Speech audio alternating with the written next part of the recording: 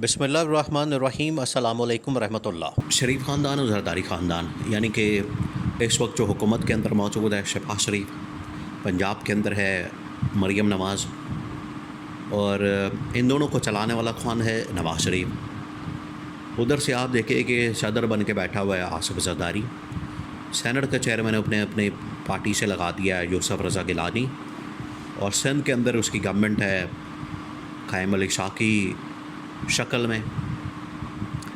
अब ये दोनों बैठे हुए हैं मुल्क के ऊपर, हुक्मरानी तो कर रहे हैं, लेकिन आप अंदाज़ा करें और आप इस बात को समझते हैं कि उन्होंने मुल्क को सियासी अखाड़ा बना के रख दिया।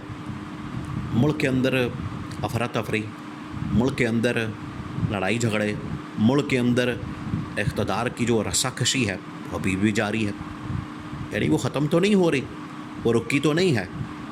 इन्होंने आपस में आप इस बात को समझें कि इस वक्त जितनी सियासी जमातें हैं वो सारी की सारी, उसमें नून लीग, पीपल्स पार्टी, MKM, काफ लीग, IPP और जितनी जमातें हैं वो सारी हुकूमत के अंदर बैठी हुई। कुछ जमातें बाहर हैं जो कि मिल के इस वक्त ये एक ग्रैंड अलाइंस यानी कि अपोजिशन का एक बहुत बड़ा अलाइंस बनने जा रहा है, वो एक इत्तेहाद बनाने जा रहे हैं ताकि इस हुकूमत के ख़िलाफ़ तहरीक का ऐलान कर सकें।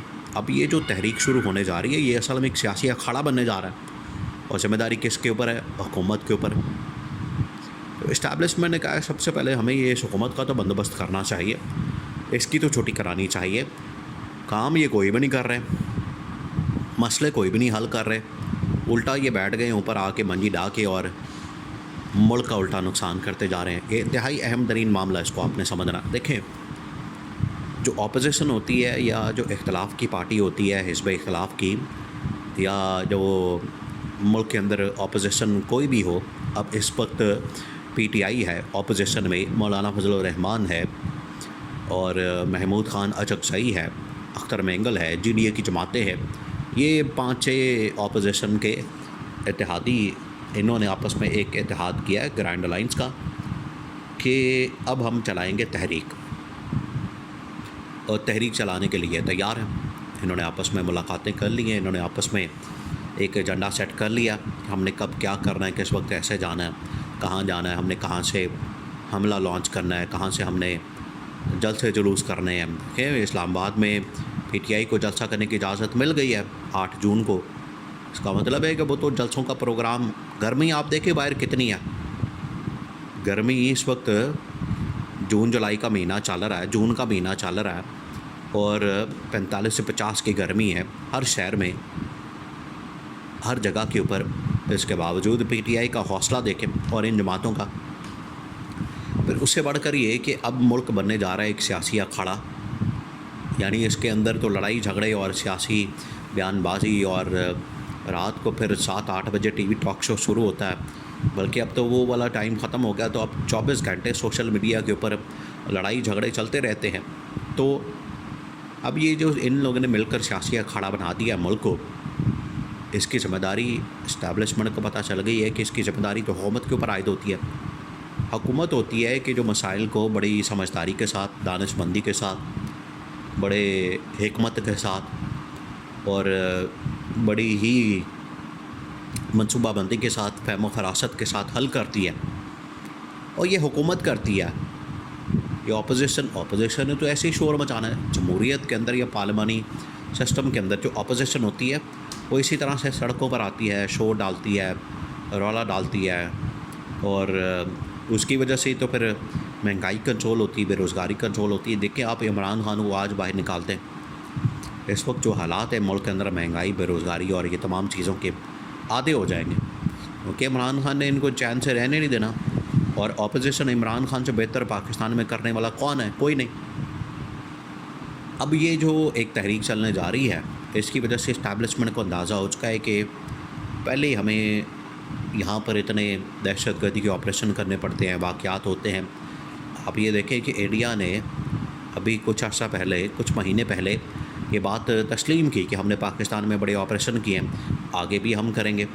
तो ये जो फॉर्मेशन कमांडर्स हुई है, बजाय इसके कि ये 9 मई का जिक्र करते, 9 मई के मामलात के ऊपर बात करते, इनको चाहिए था कि ये इंडिया को तो पहले चपेड़े मारते, इनको तो जवाब देते करारा तगड़ा किस्म का। उनका डिफेंस मिनिस्टर कहता है कि हमने बिल्कुल ये हमले किए हैं पाकिस्तान के अंदर घुस के, हम आगे भी करेंगे। तो इंडिया को जवाब देना चाहिए, ना ये हुकूमत जवाब देती है, ना इस्टेब्लिशमेंट जवाब देती है। तो इसके पीछे पड़े हुए हैं 9 मई के पीछे। चले बहरहाल अब ये सियासी अखाड़ा बनाने जा रहे हैं, मुल्क के अंदर एक नई सियासी जंग शुरू करने जा रहे हैं। अब उसकी जो ज़िम्मेदारी है सियासी जंग की, सियासी अखाड़े की, वो ज़िम्मेदारी भी हुकूमत के ऊपर आयद होती है।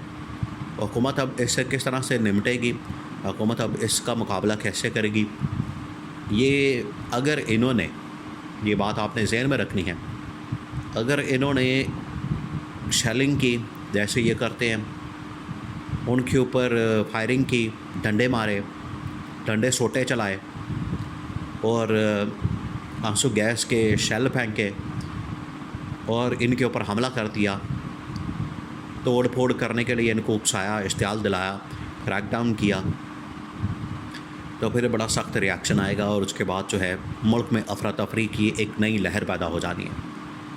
लेकिन अगर और ऐसी सूरत हाल बनेगी तो फिर आप समझें कि मुल्क के अंदर या तो एमरजेंसी, या फिर इस हुकूमत की छुट्टी, या फिर मुल्क के अंदर मार्शल लॉ लग जाना है। बड़ी खौफनाक और ख़तरनाक सूरत हाल है जिस तरफ ये मुल्क जा रहा है। तो इससे पहले कि ये मुल्क इस सूरत हाल की तरफ जाए, मुल्क इस तरफ जाए, मुल्क ऐसी सिचुएशन में पैदा हो, बेहतर ये है कि क्यों ना शहबाज शरीफ को ही पहले समझा दिया जाए, इसको बता दिया जाए, इसको कहा जाए कि भाई तू जान छोड़ दे हमारी, बड़े मज़े कर लिए हैं तूने, 2.5-3 साल अय्याशी मार लिया, वज़ीर आज़म का जो मज़ा चखना था आपने चख लिया है, आपने सब कुछ देख लिया है, वज़ीर आज़म हाउस भी देख लिया, गाड़ियाँ, प्रोटोकॉल, सरकारी दौरे, सरकारी लस्सियाँ, सरकारी सब कुछ आपने कर के देख लिया।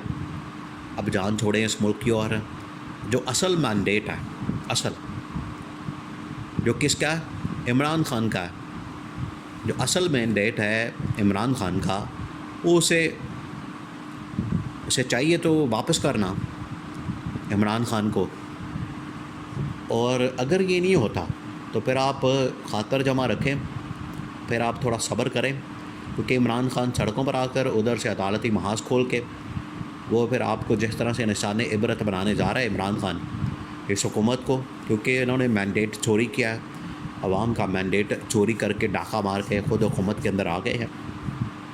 अब इमरान खान इनके साथ जो डील करेगा, जिस तरीके से इनको निशान इबरत बनाएगा, जो पूरी दुनिया देखेगी, तो फिर आप उस वक्त का इंतज़ार करें।